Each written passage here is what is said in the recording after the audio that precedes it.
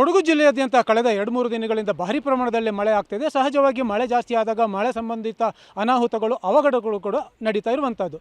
ಇದು ಮಡಿಕೇರಿ ನಗರದ FMC ಕಾಲೇಜಿನ ಬ್ಯಾಕ್ ಸ್ಟ್ಯಾಂಡಲ್ಲಿರುವಂಥ ಒಂದು ಖಾಸಗಿ ಲೇಔಟ್. ಈ ಖಾಸಗಿ ಲೇಔಟ್ನಲ್ಲಿರುವಂತಹ ಒಂದು ಮನೆಯ ತಡೆಗೋಡೆ ಏನಿದೆ ಬರೆ, ಆ ತಡೆಗೋಡೆ ಸಂಪೂರ್ಣವಾಗಿ ಕುಸಿದು ಬಿದ್ದಿರುವಂಥದ್ದು.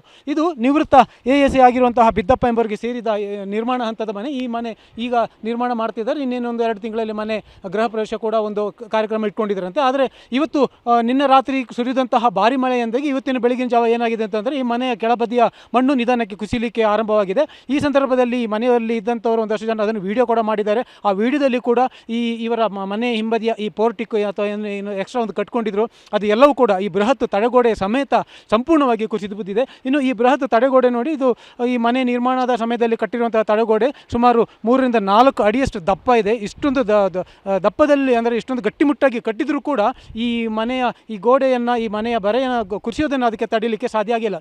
ಯಾಕಂತಂದರೆ ಇವೆಲ್ಲ ಹಿಂದಿನ ಕಾಲದಿಂದ ಗದ್ದೆ ಪ್ರದೇಶಗಳು. ಈ ಗದ್ದೆ ಪ್ರದೇಶಗಳನ್ನು ಕನ್ವರ್ಷನ್ ಮಾಡಿ ಮನೆಗಳನ್ನು ಕಟ್ಟಿದ್ದಾರೆ. ಹಾಗಾಗಿ ಸಹಜವಾಗಿ ಇಲ್ಲಿ ಕೆಳಗಿನ ಭಾಗದಲ್ಲಿ ಇದು ತೇವಾಂಶ ಜಾಸ್ತಿ ಇರುತ್ತೆ, ಮಳೆ ಬಂದಾಗ ನೀರು ನಿಲ್ಲುತ್ತೆ. ಹಾಗಾಗಿ ಅದು ಅಲ್ಲದೆ ಅಲ್ಲೊಂದು ಬೋರ್ವೆಲ್ಲನ್ನು ಕೂಡ ನಾವು ನೋಡ್ಬೋದು. ಇತ್ತೀಚೆಗೆ ಒಂದು ಬೋರ್ವೆಲ್ಲನ್ನು ಕೊರೆದಿದ್ದಾರೆ. ಆ ಬೋರ್ವೆಲ್ಲಿಂದಾಗಿಯೂ ಕೂಡ ಇಲ್ಲಿ ಈ ಅಲುಗಾಟ ಜಾಸ್ತಿಯಾಗಿ ಮಣ್ಣು ಕುಸಿದಿರ್ಬೋದು ಅನ್ನೋ ಒಂದು ಮಾತನ್ನು ಸ್ಥಳೀಯರು ಹೇಳ್ತಾ ಇದ್ದಾರೆ.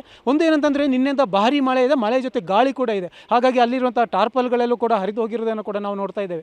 ಸದ್ಯ ಈ ಮನೆಯ ತಡೆಗೋಡೆ ಕುಸಿದು ಹೋಗಿರೋದು ಮಾತ್ರ ಅಲ್ಲ, ಈ ಮನೆ ಕೂಡ ಅಪಾಯದಲ್ಲಿದೆ. ಯಾಕಂತಂದರೆ ಮನೆಗೆ ಯಾವುದೇ ಒಂದು ಸಪೋರ್ಟ್ ಇಲ್ಲ, ಈ ಕಡೆ ಈ ಹಿಂಬದಿಯಲ್ಲಿ ಯಾವುದೇ ಒಂದು ಸಪೋರ್ಟ್ ಇಲ್ಲ. ಹಾಗಾಗಿ ಮಳೆ ಜಾಸ್ತಿ ಆದರೆ ಮನೆಯೂ ಕೂಡ ಕುಸಿಯುವಂತಹ ಒಂದು ಆತಂಕ ಇಲ್ಲಿಯ ನಿವಾಸಿಗಳನ್ನು ಕಾಡ್ತಾ ಇದೆ. ಈಗ ಗಣಿ ಮತ್ತು ಭೂವಿಜ್ಞಾನ ಇಲಾಖೆ ಅಧಿಕಾರಿಗಳು ಹಾಗೆ ಸ್ಥಳೀಯ ನಗರಸಭೆ ಅಧಿಕಾರಿಗಳು ಈಗಾಗಲೇ ಭೇಟಿ ನೀಡಿ ಒಂದು ಪರಿಶೀಲನೆ ಮಾಡಿದ್ದಾರೆ.